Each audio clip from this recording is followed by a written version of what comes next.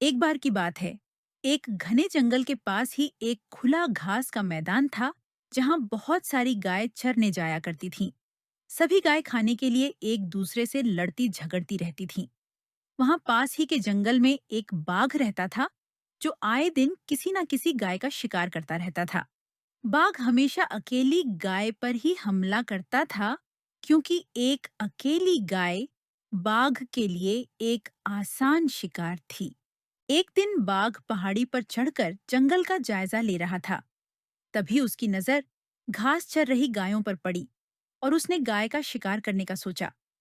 बाघ चुपके से गायों के नजदीक आकर झाड़ियों के पीछे से गायों को देखने लगा और मौके का इंतजार करने लगा। रोज की तरह गाय घास चर रही थीं और रोज की तरह उनकी लड़ाई शुरू हो गई। वो आपस में बात भी नहीं कर रही थीं, जिससे उनकी आपसी नफरत बढ़ गई और देखते देखते सभी गायें अलग थलग हो गईं। किसी को एक दूसरे का साथ पसंद नहीं था। ये सब देखकर बाघ ने सोचा, यही सही मौका है हमला करने का। उसने सोचा कि ये आपस में ही लड़ती रहती हैं, इनका शिकार करना आसान होगा।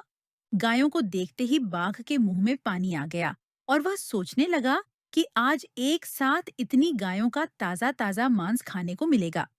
क्योंकि सभी गायें आपसी लड़ाई की वजह से एक दूसरे से दूर जा रही थीं, इसी बात का फायदा उठाकर बाघ ने एक एक करके 4 गायों पर लगातार हमला किया और सभी को मार डाला।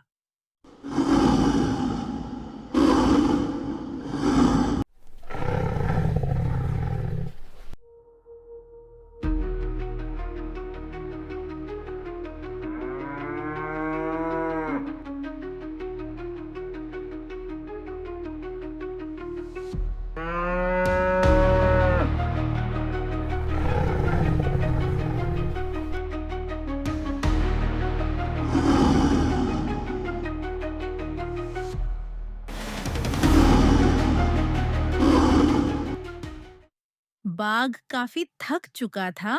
उसने सोचा कि इतने खाने से उसके काफी दिन निकल जाएंगे।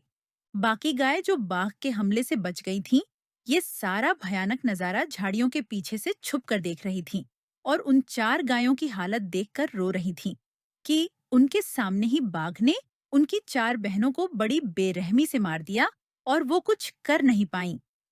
सभी गायें बहुत दुखी थीं कि उनकी बहनों को आपसी नफरत और फूट की इतनी बड़ी कीमत चुकानी पड़ी। उसी समय बाकी बची गायों ने ये फैसला किया कि वो अब से आपस में मिलजुल कर रहा करेंगी और हर मुसीबत का एक साथ मुकाबला करेंगी। अगर उनमें कोई मतभेद हो भी तो आपसी बातचीत से उसे खत्म करेंगे, पर किसी और को इसका फायदा नहीं उठाने देंगी। कुछ हफ्ते बीत जाने के बाद जब बाघ का खाना खत्म हो गया, तो उसकी नजर बाकी बची गायों पर थी। उसने हर बार की तरह झाड़ियों में छुपकर शिकार करने की योजना बनाई, लेकिन इस बार गायें भी पूरी तरह से तैयार थीं और उन्होंने बाघ को हमला करने से पहले ही देख लिया था। बाघ के हमले का गायों ने मिलकर बहुत ही करारा और मुंह तोड़ जवाब दिया, जिसे बाघ के लिए भुला पाना बहुत मुश्किल था। क्योंकि बाघ जानता था कि जहां आपसी एकता होती है, वहां उसकी दाल नहीं गलती। इसलिए बाघ को वहां से खाली हाथ ही लौटना पड़ा और किसी आसान शिकार की तलाश में चला गया। बाघ को दुम दबाकर भागता देख गायों को आपसी एकता की ताकत का एहसास हुआ और वो कभी इस सबक को भूली नहीं कि जब तक उनमें आपसी एकता है, तब तक कोई उनका कुछ नहीं बिगाड़ सकता। अब गया हमेशा मिलजुल कर और आपस में एकजुट होकर रहने लगीं। शिक्षा, एकता में बल होता है।